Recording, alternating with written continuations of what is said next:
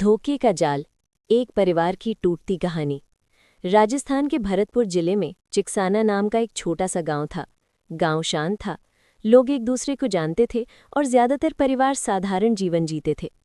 इसी गांव में वेद प्रकाश नाम का एक व्यक्ति रहता था। वेद प्रकाश पास के पुलिस थाने में हेड कांस्टेबल के पद पर तैनात था। बाहर से देखने पर वो एक सख्त और प्रभावशाली पुलिसकर्मी लगता था, लेकिन उसके स्वभाव में कई कमजोरियां थीं। वो अक्सर गलत लोगों की संगत में रहता था और कई बार अपनी जिम्मेदारियों को भी हल्के में लेता था। उसके परिवार में उसकी पत्नी मीनू देवी और 2 बेटियां थीं।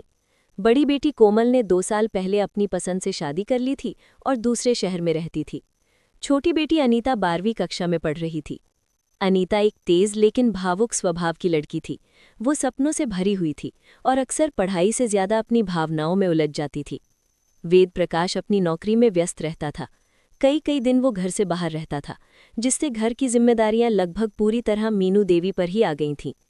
गांव में कुछ समय पहले एक नया सरकारी शिक्षक आया था। उसका नाम था चंद्रभान। चंद्रभान गणित पढ़ाता था और गांव के सरकारी स्कूल में उसकी नियुक्ति हुई थी। शुरू में लोग उसे एक साधारण शिक्षक समझते थे, लेकिन धीरे धीरे उसके व्यवहार के बारे में कई तरह की बातें गांव में फैलने लगी। कई लोग कहते थे कि वो अपने पद का सही इस्तेमाल नहीं करता और उसका चरित्र भी ठीक नहीं है। अनीता उसी स्कूल में पढ़ती थी। एक दिन स्कूल में चंद्रभान ने अनीता की कॉपी चेक करते समय कुछ ऐसा देखा जिसने उसे चौंका दिया। कॉपी के एक पन्ने पर अनीता ने भावनात्मक शब्दों में अपने मन की बात लिख दी थी। वो शायद एक किशोरावस्था की भावुकता थी, लेकिन चंद्रभान ने इसे अलग नज़र से देखा। उसने अनीता के माता पिता को स्कूल बुलाने के लिए कहा। अगले दिन मीनू देवी स्कूल पहुंची।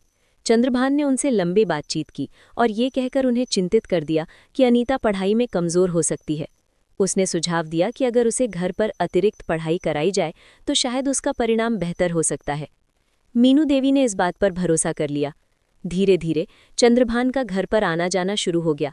कुछ ही समय में मीनू देवी और चंद्रभान के बीच नज़दीकियां बढ़ने लगीं। वेद प्रकाश अक्सर घर से बाहर रहता था और इसी का फायदा उठाकर दोनों के बीच एक ऐसा रिश्ता बनने लगा जो